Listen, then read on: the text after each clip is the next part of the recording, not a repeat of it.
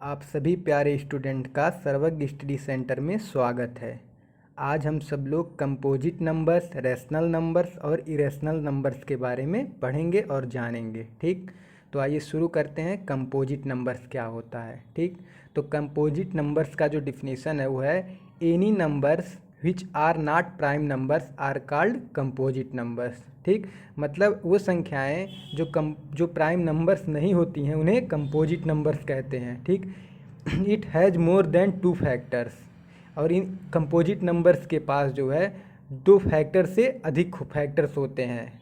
One और itself से अधिक, मतलब दो प्राइम नंबर्स किसे कहते थे? प्राइम नंबर्स वे मतलब होते थे जिनके पास दो फैक्टर्स सिर्फ होते थे, वन और इटसेल्फ होता था। बट कंपोजिट नंबर्स के पास इन दोनों फैक्टर्स के अतिरिक्त और भी फैक्टर्स होते हैं, तो वे कंपोजिट नंबर्स कहलाते हैं। जैसे एग्जांपल्स ले लेते हैं। मान लीजिए 4 है। ठीक, तो 4 1 से डिविजिबल है और 4 से डिविजिबल भी है। ठीक, बट इन दोनों नंबर्स के अलावा इसके पास दो भी है जो जिससे ये डिविजिबल है।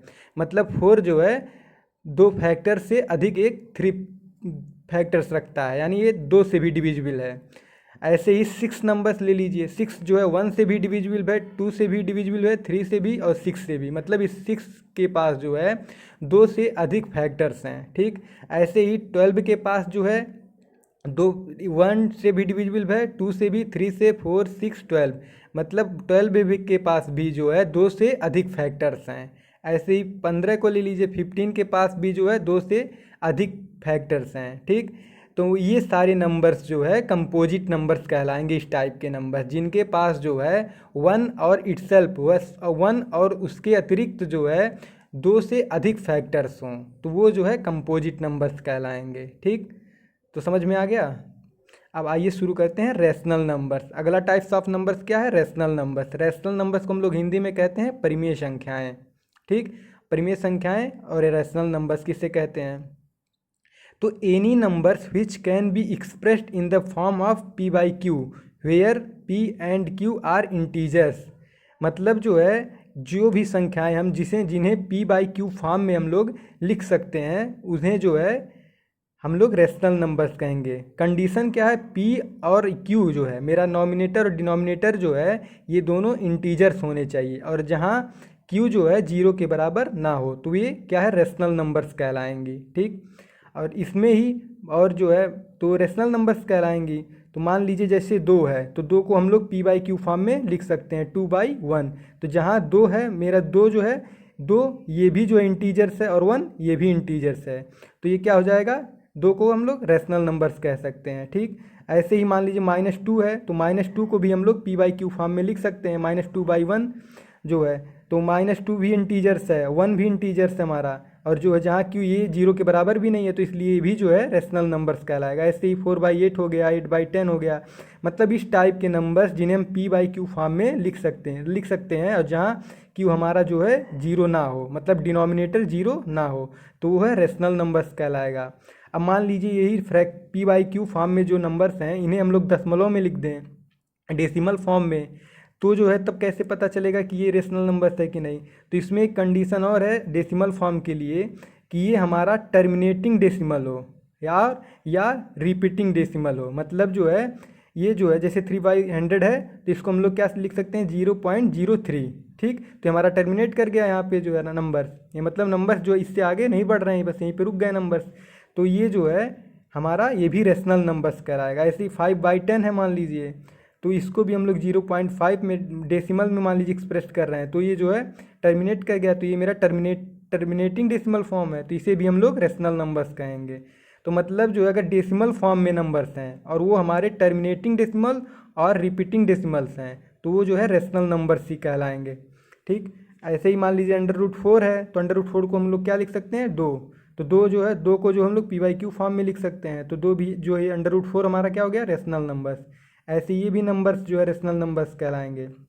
अब मान लीजिए ये 7/6 है। ठीक, तो इसको हम लोग डेसिमल फॉर्म में जो है लिखे हैं, तो 1.166666 होता चला गया जो है।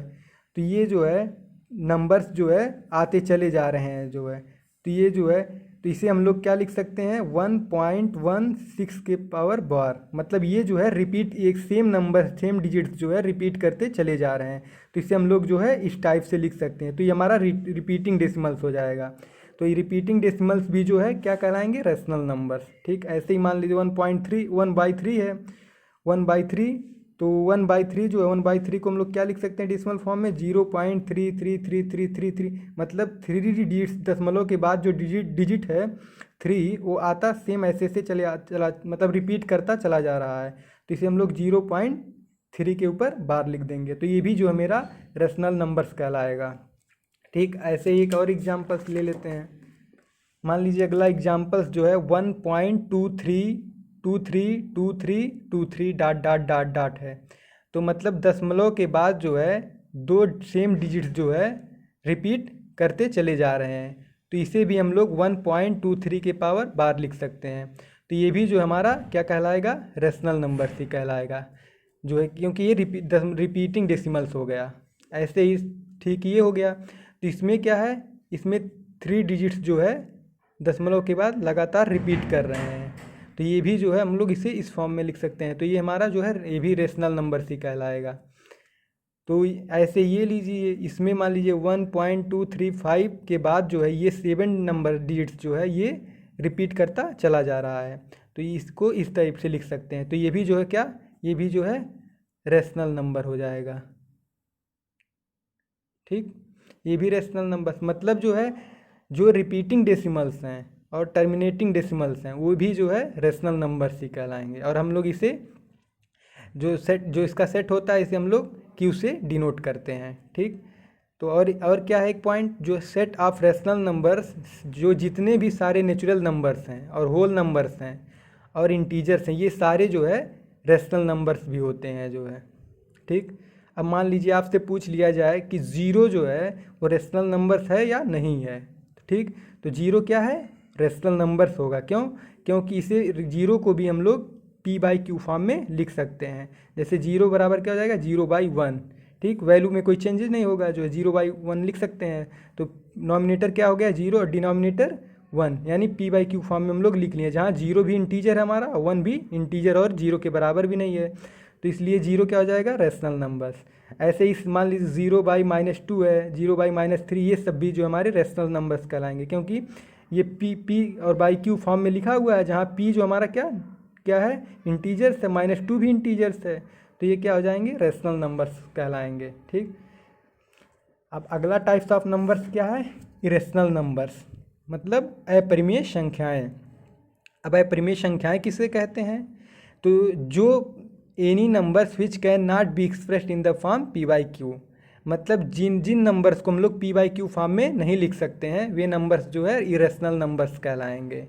ठीक, मतलब जिन्हें हम लोग p/q फॉर्म में, फ्रैक्शन फॉर्म में नहीं लिख सकते हैं, वे जो है इरेशनल नंबर्स कहलाएंगे। और सेम डेसिमल फॉर्म में क्या है, neither terminating decimal nor repeating decimal also called irrational numbers, मतलब जो है दशमलव के बाद जो नंबर जो है टर्मिनेट ना करे, मतलब वो मतलब आते चले जाएं जो है, और नंबर्स दशमलव के बाद के जो नंबर्स हो रिपीट भी ना करें। तो ऐसे इस टाइप के नंबर्स भी हमारे इरेशनल नंबर्स कहलाएंगे। जैसे √2 हो गया, √2 का जो है डेसिमल वैल्यू क्या है 1.414213। तो दशमलव के बाद कोई भी डिजिट जो है रिपीट नहीं कर रहा है, ना ही ये टर्मिनेट हो रहा है, तो ये जो है इरेशनल नंबर्स ही कहलाएगा। ऐसे ही √5 भी हो गया, √5 जो है ये भी जो है नाइदर टर्मिनेटिंग ना रिपीटिंग डेसिमल्स है, तो ये भी जो है इरेशनल नंबर्स कहलाएगा। ऐसे ही पाई की वैल्यू जो है ये भी जो है नॉन टर्मिनेटिंग और ना रिपीटिंग डेसिमल्स है, तो ये भी रेशनल नंबर्स कहलाएगा।